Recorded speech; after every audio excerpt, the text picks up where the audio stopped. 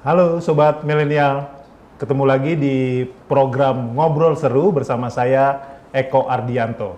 Nah kali ini kita masih ngobrol seru tentang pemilu tahun 2024. Siapa bintang tamu kita, narasumber utama kita? Dia adalah seorang politisi yang saya kenal, saya udah kenal lama beliau ini waktu saya menjadi seorang reporter.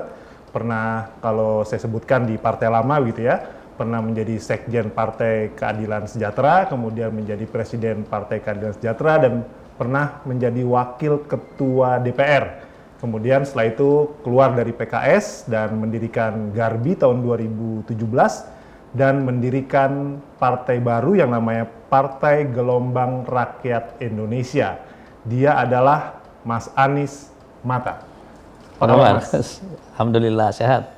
Kelihatan Mas Anies seger. Alhamdulillah. Ada resepnya, kira-kira Mas? Olahraga sih ya. Olahraga ya. Saya olahraga 3-4 kali sepekan. Jalan atau nge-gym atau berenang. Oke. Sama puasa ya pasti ya. Ya biasalah. Mas Anies, tadi mungkin Mas Anies bisa menceritakan latar belakang kenapa kira-kira Mas Anies bersama teman-teman, terutama Garbi ya, kemudian mendirikan Partai Gelora Indonesia. Jadi sebenarnya ini masalah akumulasi dari pengalaman politik ya. Saya terlibat di politik tahun 98 ya, sejak reformasi gitu ya. Betul. Saya ada di lapangan ketika reformasi bergolak ya. Kami enggak. Ya saya ikut saya tidak menjadi bagian dari kami, tapi karena langsung menjadi bagian dari Partai Keadilan waktu itu ya. Dan langsung menjadi sekjennya soalnya. Tapi maksud saya adalah akumulasi pengalaman ini membuat saya sampai pada kesimpulan bahwa partai politik di Indonesia ini harus bisa menjadi rumah bagi seluruh rakyat Indonesia. Bukan rumah hanya bagi sekelompok tertentu gitu ya. Ini tidak berarti bahwa partai itu tidak punya ideologi, tetapi maksudnya adalah dia harus memahami ruhnya Indonesia. Indonesia ini terdiri dari leburan begitu banyak budaya, kerajaan, bahasa yang dilebur jadi satu, dan kita punya platform yang namanya Pancasila. Gitu ya. Kalau kita belajar dari sejarah, hanya partai-partai yang bisa menjadi rumah bagi seluruh rakyat yang biasanya selalu memimpin. Gitu ya. Itu kesimpulan saya yang pertama. Kesimpulan yang kedua adalah ini ada kesalahan dalam membawa bendera Islam dalam percaturan politik. Itu ya. Jadi kita mewarisi satu pergolakan atau pertentangan yang tidak selesai antara Islam dan negara. Gitu ya. Dan 20 tahun hampir ya saya di PKS ya, kira-kira. Baik sebagai sekjen maupun sebagai presiden, saya mengalami betul pergolakan ini. Gitu ya. Persoalannya sebenarnya bukan pada pergolakan antara Islam dan negara. Tetapi kita membahasakan Islam di Indonesia ini sebagai kelompok mayoritas, cuma mindsetnya minoritas. Jadi kita merasa perlu terus-menerus menjelaskannya bahwa Islam tidak bertentangan dengan negara. Yang sebenarnya dipertanyakan orang bukan apakah dia bertentangan dengan negara atau tidak, tetapi apakah dia bisa memberikan kontribusi dalam rumah besar Indonesia itu. Sebenarnya kan itu ya. Nah, yang ketiga, persoalan hampir semua partai-partai Islam menurut saya, karena saya dari background itu, adalah mereka tidak menawarkan satu kemampuan kepemimpinan yang kuat dalam konteks kebangsaan kita itu ya. Oke.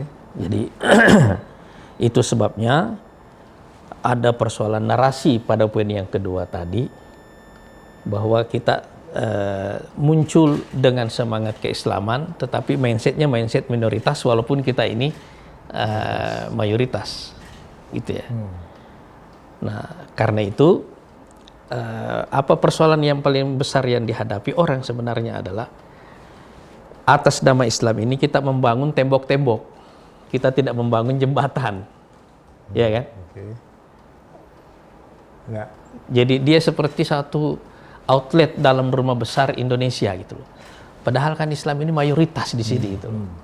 Kita tidak perlu membela diri berlebihan. Ya. Iya kan? Kita tidak boleh hanya menjadikan Islam itu sebagai outlet kecil dalam satu rumah besar Indonesia. Enggak. Nah, inilah mallnya Indonesia, itu isinya Islam, itu Indonesia itu. Iya kan? Ya, ya, ya. Jadi kita nggak perlu bangun tembok itu.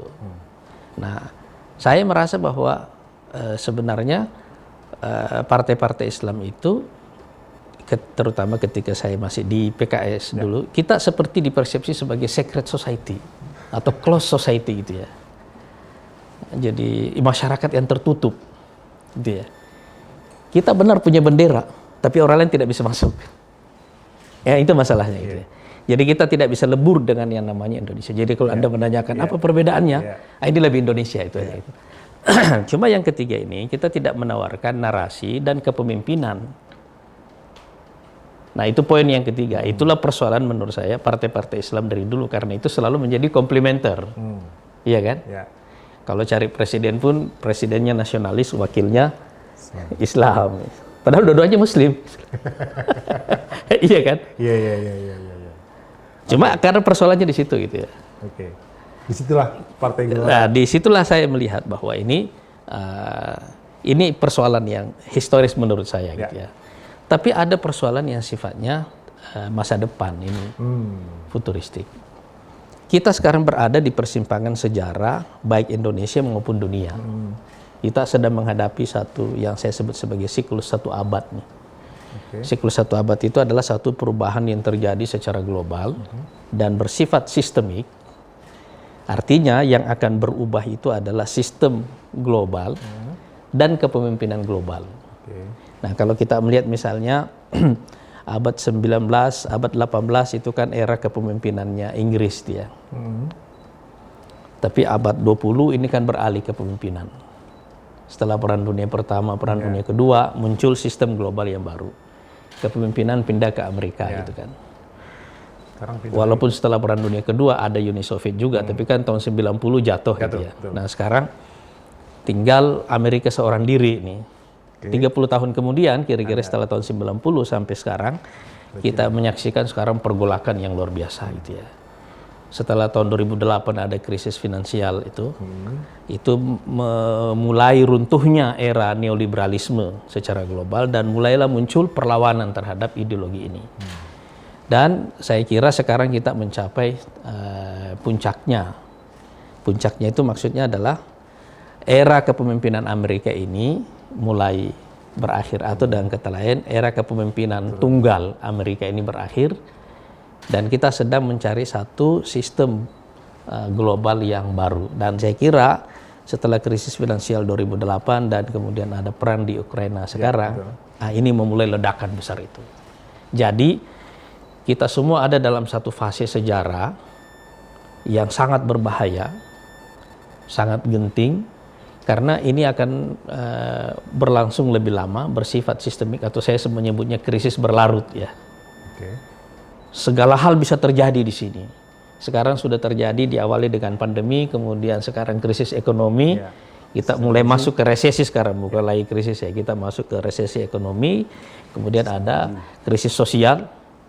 Anda lihat dalam beberapa bulan terakhir ini berapa pemerintahan yang jatuh gitu ya.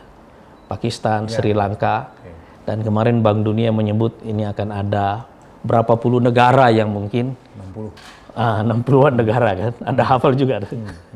Iya kan? Artinya itu dampak dari krisis sistemik yang sekarang sedang terjadi. Nah sekarang kita punya persoalan masa depan. Yang artinya pemilu 2024 ini akan menjadi pemilu yang menandai perubahan besar dalam siklus global itu tadi. Itu sebabnya pemilu 2024 ini sangat menentukan bagi kita gitu loh. Saya kira saya termasuk yang percaya bahwa tidak ada tempat bagi partai masa lalu itu. Jadi Partai Gelora ini didirikan sebagai partai masa depan. Memang lahir di tengah krisis juga kan. Didaftar pas pandemi ini. Iya, 2019 ya Mas. 2019 Oktober kita daftar. Setelah itu masuk kita dirikan ya, tapi didaftar secara resmi ke Kumham itu pas awal kita lockdown ya. Maret. Itu setelah Maret ya. Kita Bulan daftar. puasa, saya baca di Bulan puasa persis. Pas Ramadan. Jadi memang lahir di tengah krisis partai ini karena ini salah satu diskusi panjang kita sebelum mendirikan Partai Gelora ini. Mas Anies keluar dari PKS 2019 itu pas langsung mendirikan itu. Gitu. Jadi begitu saya mendirikan sudah selesai. Kita sampai pada kesimpulan bahwa bukan hanya persoalan konflik internal yang ada pada waktu itu, tetapi kita punya satu bacaan bahwa ini ada satu momen krisis yang sangat krusial, sangat berbahaya, bukan hanya bagi kita, tapi bagi dunia secara keseluruhan gitu. Makanya kita membutuhkan satu partai yang narasinya adalah narasi masa depan, bukan narasi masa lalu. Anda tidak perlu membangun patung terlalu banyak untuk mengenang masa lalu itu. Yang kita perlukan sekarang ini adalah bagaimana membawa Indonesia menghadapi krisis global yang sekarang sedang terjadi ini. Kira-kira itu backgroundnya kita mendirikan. Kalau dari tadi Mas Anies bilang diri Oktober 2019, kemudian resmi sebagai partai politik terdaftar di Kumham kapan? Di bulan Juni kalau nggak salah, bulan 2020 ya. 2020 kita sudah dapat pengesahan dari sebagai partai politik dan sekarang kita insya Allah siap menghadapi verifikasi. Jadi sekali lagi saya kembali kalau Anda tanya itu ya. Jadi apa karakter utama dari Partai Gelora ini? Yang pertama karakternya adalah dia mewakili ruh Indonesia. Karena itu semangatnya semangat kolaborasi. Gitu ya. Yang kedua adalah orientasinya adalah masa depan. Kita tidak berorientasi masa lalu.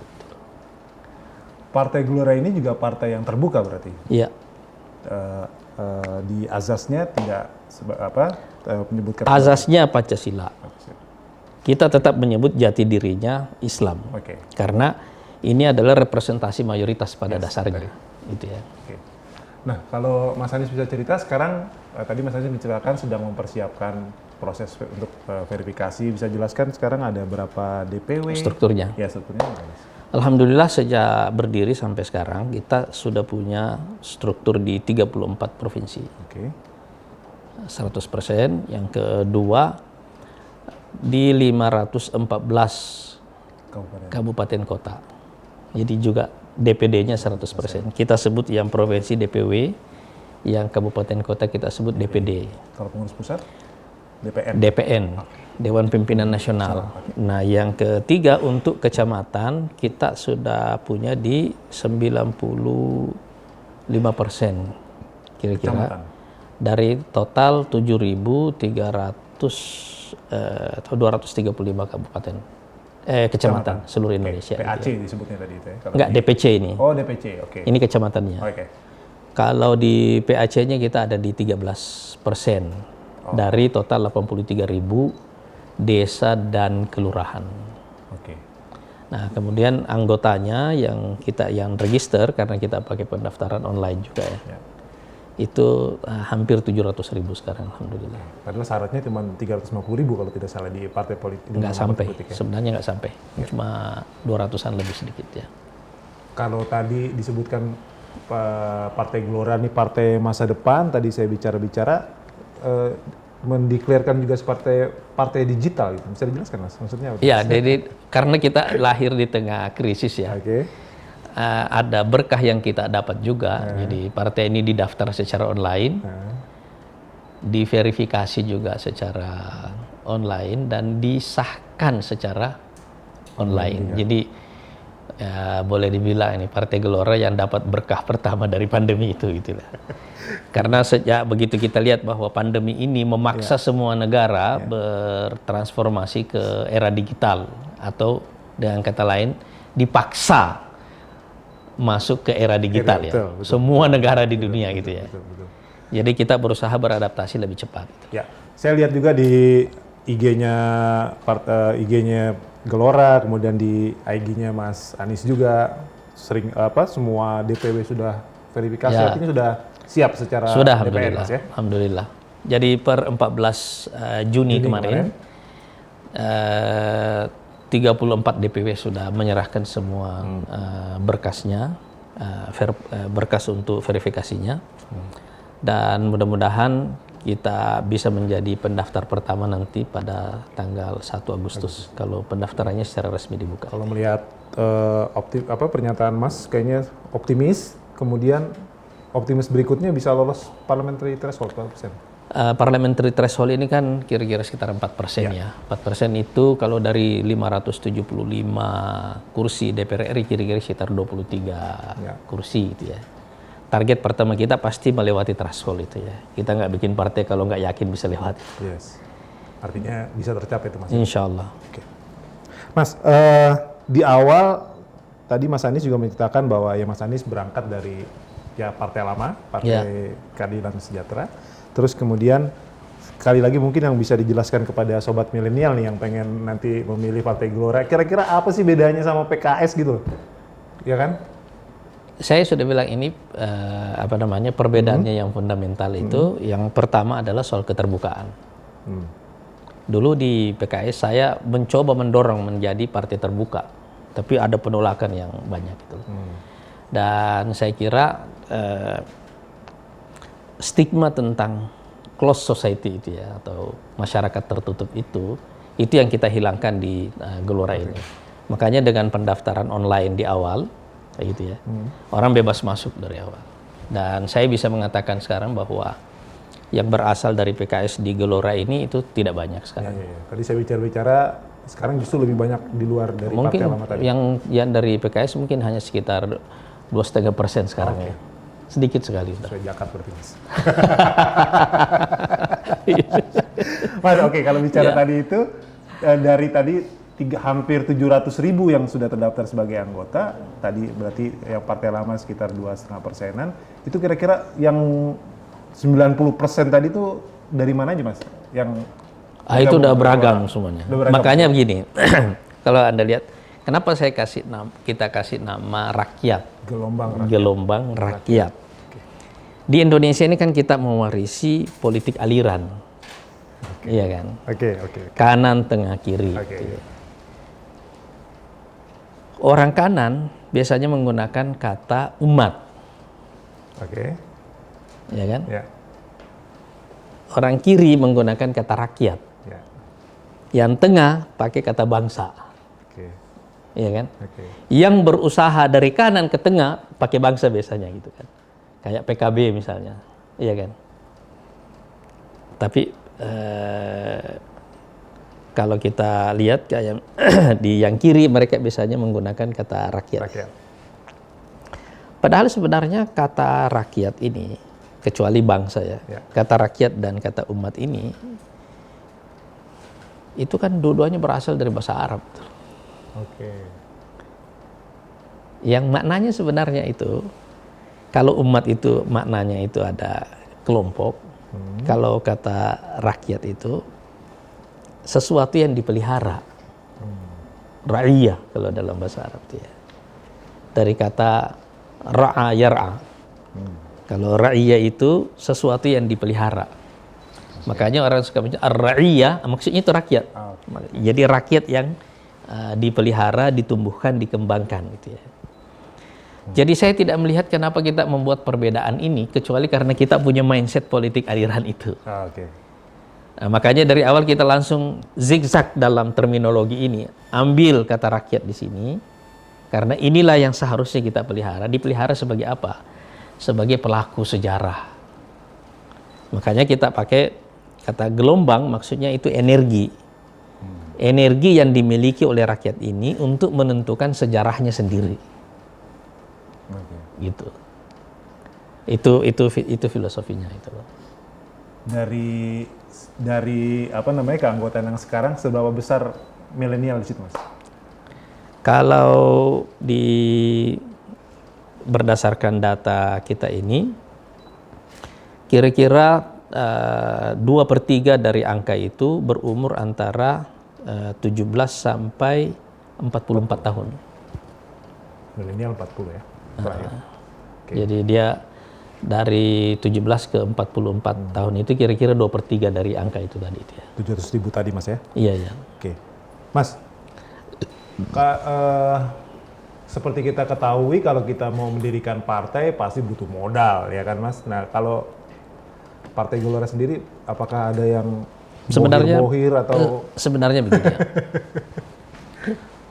Saya percaya pada dua hal. Ya. Oke. Pertama itu pada narasi, yang kedua sumber daya. Ya. Narasi itu maksudnya adalah bahwa orang mesti punya alasan untuk terlibat. Iya kan? Alasan untuk terlibat inilah yang menentukan apakah semangat volunteerisme ada di situ atau tidak. Oke. Jadi apa sih dasar afiliasi orang? Saya tahu bahwa ID party sekarang ini kan atau party ID sekarang ini kan sebenarnya lemah ya. Kecil. Asosiasi ideologi orang partai dengan masyarakat dengan partai itu, kalau survei-survei itu kan trennya turun kan. Ya. Sebenarnya itu bukan karena masyarakat tidak percaya pada ideologi. Justru sekarang perdebatan secara global itu kan perdebatan ideologi gitu loh. Ya. Iya kan? Apa sih perbedaan yang fundamental antara Cina dengan Amerika sekarang? Kan ideologi. Ya, oke. Iya kan? Cina membawa satu model baru yang namanya kapitalisme negara. Ya. Itu tafsir ulang terhadap sosialisme kan. Ya. Amerika membawa ide yang lebih ide kapitalisme dari awal gitu ya.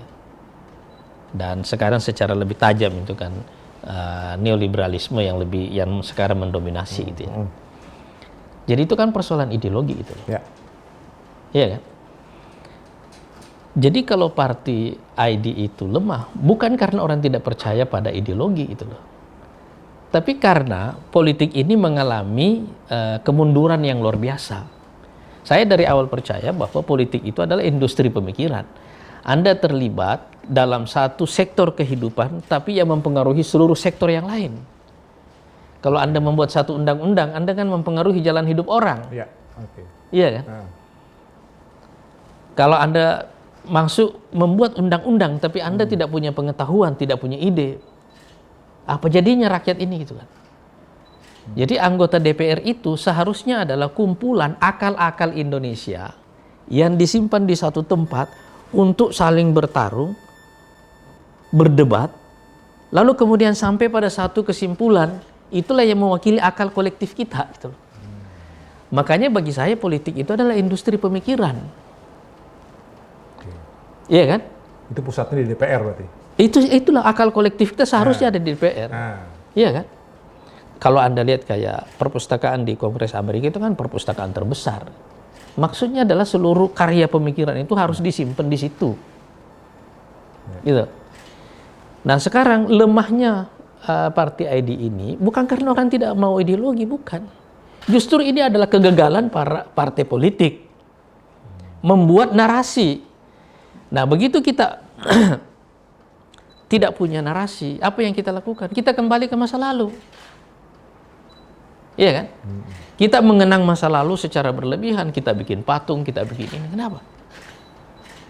Jadi kalau tidak ada ide, itu diganti dengan patung, sesuatu yang visual. Okay. Iya kan? Nah, sekarang orang begitu tidak punya ide, orang lari kemana? Bansos. Karena bansos jadi alat pengikat. Itu yang paling sederhana kan? Yeah. Itu sebabnya partai-partai sekarang susah membangun volunteerisme. Susah membangun volunteerisme itu. Di survei Kompas hari ini, Partai ID kecil, terus kemudian sebenarnya yang bisa mendorong itu adalah soal calon presiden dan calon wakil presiden. Menurut saya itu penyederhanaan yang berlebihan. Gitu ya. Itu penyederhanaan yang berlebihan itu loh. Itu karena Partai ID-nya kecil, Mas. Ya, karena orang-orang yang mau berpikir sudah tidak ada. Oh, oke. Iya kan? Oke. Kita sederhanakan masalah gitu loh. Itu yang membuat kita sebagai bangsa punya masalah besar di masa depan gitu loh. Oke. Iya kan? Masa tiap habis itu kita kampanyekan satu orang, habis itu dia gagal, kita kecewa ganti lagi kayak begitu. Enggak, karena kita tidak pernah berdiskusi. Saya jadi anggota DPR sejak 2004 dulu ya. Kemudian jadi wakil ketua DPR gitu kan. Kita ada di perdebatan itu. Dari dulu saya menyampaikan ide ini gitu loh. Tapi saya juga tahu bahwa memang ini juga kritik kepada sistem pendidikan kita ya. Pendidikan kita itu melahirkan orang yang sangat malas berpikir gitu ya. Oke. Dan itu sebabnya kita menyederhanakan hubungan sosial antara partai dengan masyarakat, dengan konstituen. Apa alat pengikatnya? Minyak goreng. Iya kan? Bansos itu tadi. Itu sebagai pengganti narasi. Makanya orang bilang lebih penting nasi daripada narasi gitu. Oke. Kalau gitu narasi apa yang dibangun sama Partai Gelora sebagai pembeda dengan partai-partai lain? Itu yang saya sebutkan tadi. Sekarang kita mesti memikirkan masa depan. Kenapa kita membawa ide menjadikan Indonesia sebagai kekuatan kelima dunia? Karena krisis global ini seharusnya dipandang oleh Indonesia sebagai peluang. Bukan sebagai ancaman, bukan sebagai tantangan. Coba bayangkan Mas dulu. Ada revolusi pengetahuan, kemudian revolusi politik, dan kemudian berkembang menjadi revolusi industri di Eropa. Ya kan? Dari sejak Renaissance ini kan. Sampai. Tapi coba bayangkan sejak kapan kita jadi jajahan Belanda? Kan di abad-abad itu. Yang bergolak Eropa, yang jadi korban jajahan kan Indonesia. Afrika, Asia semua jadi jajahan. Yang bergolak kan Eropa, Mas. Iya kan? Artinya kita secara bangsa ini, sebagai bangsa ini kastanya kasta rendah. Selalu menjadi collateral damage dari pergolakan global itu tadi gitu loh. Nah, waktu Jepang masuk dalam perang Pasifik, kan kita jadi jajahan Jepang lagi gitu. Karena dia perlu basis militer di kawasan ini kan. Waktu ada perang dingin, di sini ada G30 SPKI. 60-an ya. Iya kan? Jadi sejarah kita ini menunjukkan bahwa kita ini selalu menjadi korban dari perubahan yang terjadi di tempat lain. Dan ini tadi yang Mas bilang perputaran satu abad itu. Nah, sekarang kita masuk di perputaran ini. Coba lihatin, dunia memasuki resesi ekonomi. Kan kita kena dampak. Jadi kita tidak bisa melihat bahwa perang di Ukraina ini adalah perang antara Rusia dengan Ukraina. Enggak. Ini perang antara Rusia dan sekutunya, terutama Cina, dengan Barat, dalam Barat kolektif Amerika dan sekutunya secara khusus Uni Eropa itu. Jadi ini kan yang sesungguhnya terjadi. Cuma medan tempurnya namanya Ukraina. Jadi yang jadi collateral damage di sini siapa? Ukraina. Kan itu yang terjadi. Nah, ini yang tidak boleh kita sederhanakan. Makanya saya tahu bahwa membangun satu ideologi atau narasi besar yang rumit itu tidak gampang dikomunikasikan kepada masyarakat, tidak gampang. Tapi saya juga bersyukur bahwa di Indonesia ini sebenarnya masyarakat kita itu melek. Kita ini termasuk negara yang paling cepat melakukan pemerataan informasi. Kan coba kalau Anda lihat ini pengguna internet di Indonesia kan besar. Media Anda ini kan basisnya milenial kan. Dan online kan. Karena Anda paham bahwa pengguna internet ini besar di Indonesia, iya kan? Jumlah handphone lebih banyak daripada jumlah populasi. Iya kan? Iya, betul. Artinya sebenarnya orang melek itu loh. Orang mau mendengar. Cuma partai-partai yang tidak punya narasi ini menyederhanakan masalah. Mereka datang di situ langsung main bagi-bagi aja kayak begitu kan itu. Tapi kemudian tidak memberikan solusi bagi masalah yang dihadapi oleh masyarakat kan itu. Oke. Mas, berarti katakanlah nanti jualannya Gelora tidak kepada, kalau sekarang kan banyak partai mendorong ada capres, cawapres yang akan ini. Nah, kalau Gelora tidak akan mendukung atau calon presiden atau menyuarakan calon Saya presiden. melihat begini Mas ini. Sekarang isu koalisi dan capres ini menurut saya isu yang sangat rapuh sekarang ini. Oke. Ini akan ditelan oleh dampak krisis yang lebih dalam yang tidak disadari orang itu. Gitu. Jadi sementara orang bertarung bermanuver ini, membentuk koalisi-koalisi ini semuanya, kayak gini kan. Ini kan cara sederhana partai-partai ini sekarang menyederhanakan masalah dengan begitu. Saya melihat bahwa ini semuanya rapuh karena krisis yang akan datang ini jauh lebih besar dan lebih berat daripada yang diduga orang. Kecuali kalau Rusia dan Ukraina berdamai ya. Bisa cepat. Saya tidak melihat ada tanda-tanda akan terjadi dalam waktu cepat. Enggak.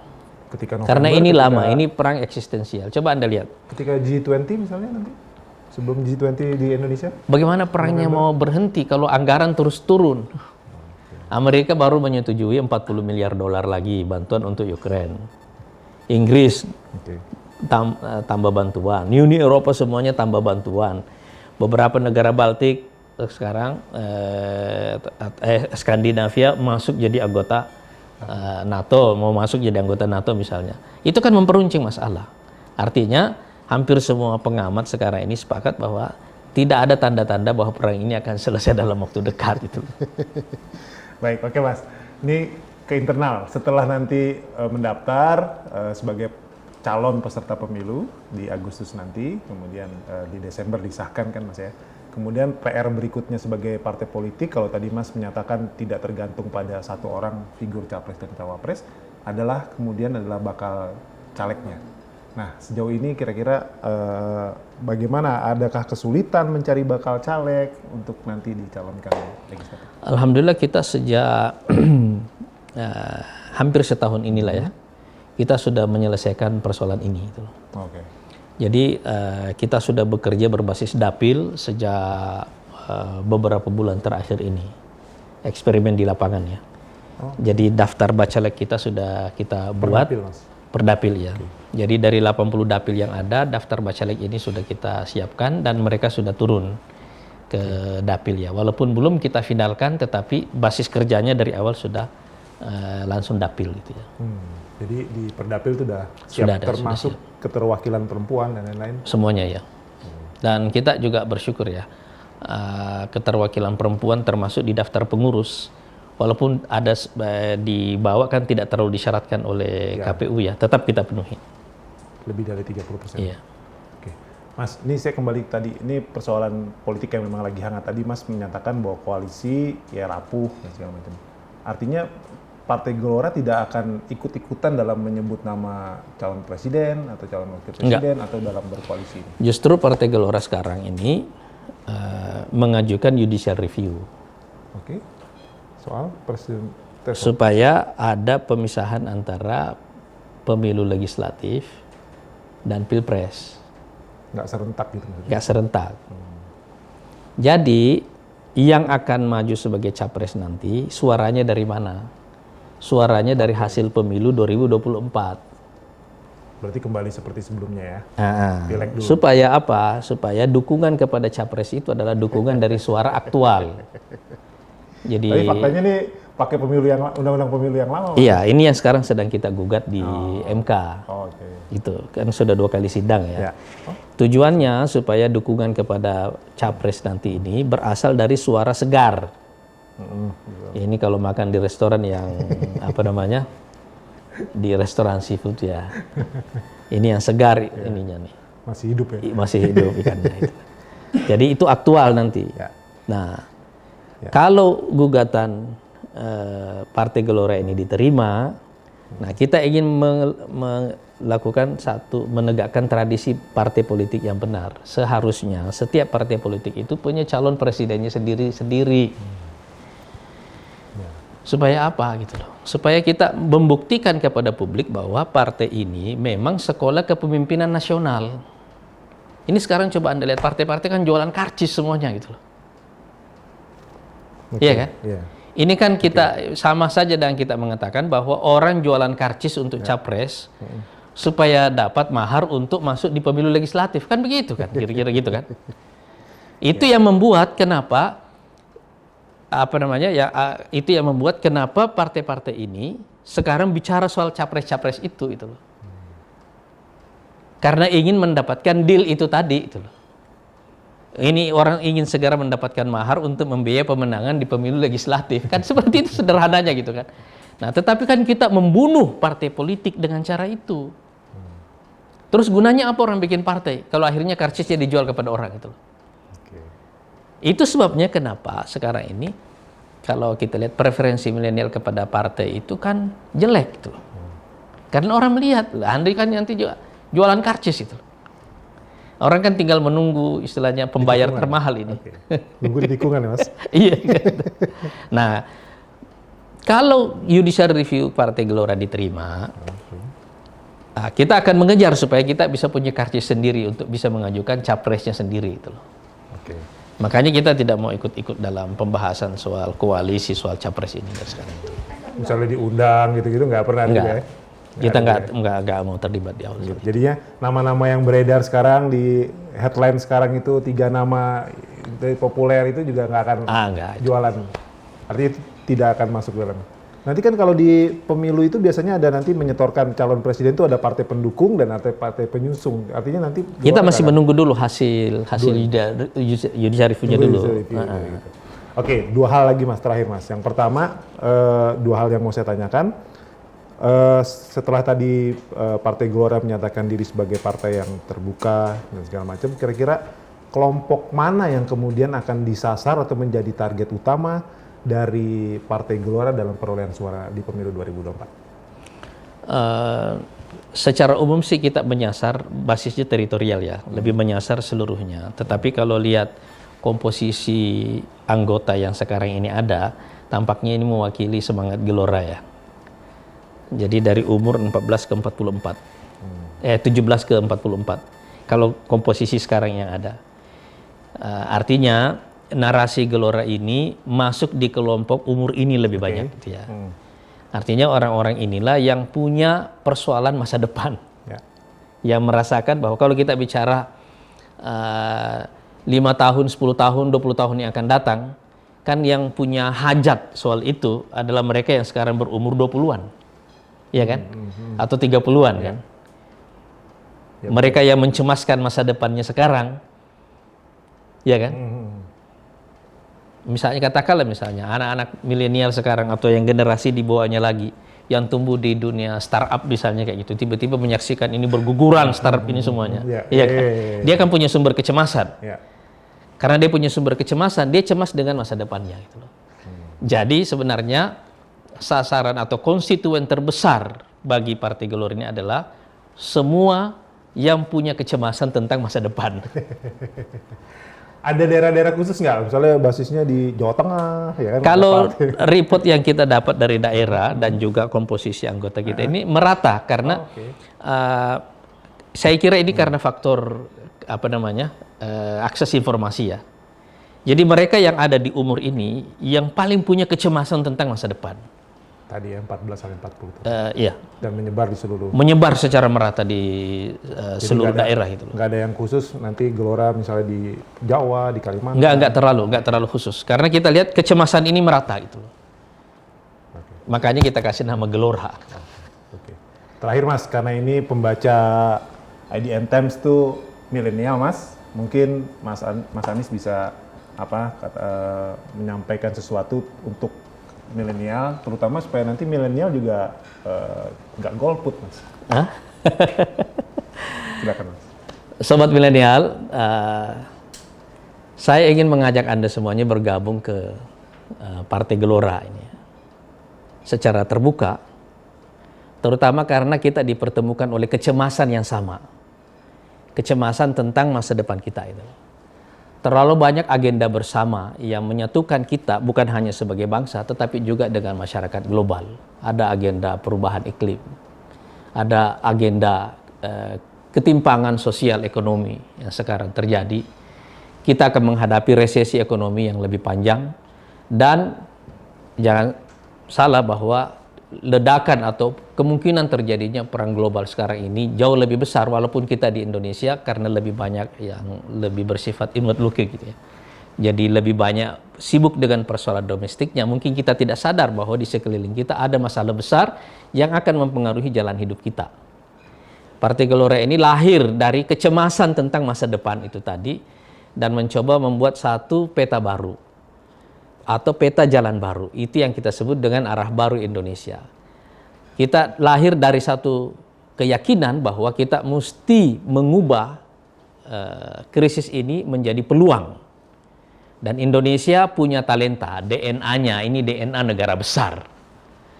Dan karena itu saya percaya bahwa Indonesia ini bisa kita hantarkan menjadi salah satu kekuatan utama dunia. Itu alasan mengapa saya ingin mengajak saudara-saudara, sobat milenial semuanya bergabung di Partai Gelora, supaya kita menjadi pelaku bagi sejarah kita sendiri. Dan itu alasan kenapa partai ini diberi nama Gelombang Rakyat. Gelombang adalah energi, rakyat maksudnya adalah pelaku bagi sejarahnya sendiri. Itu loh. Mudah-mudahan pertemuan kita dalam kecemasan yang sama ini akan menjadi energi perubahan bagi Indonesia untuk mengubah Indonesia menjadi kekuatan kelima dunia. Baik, mantap. Makasih Mas Adi Terima Mata kasih Mas Eko atas kesempatan wawancara ini. Alhamdulillah. Sobat milenial, demikian acara program Ngobrol Seru kita bersama Ketua Umum Partai Gelora Mas Anies Mata. Sampai ketemu dan berjumpa di program Ngobrol Seru lainnya. Terima kasih.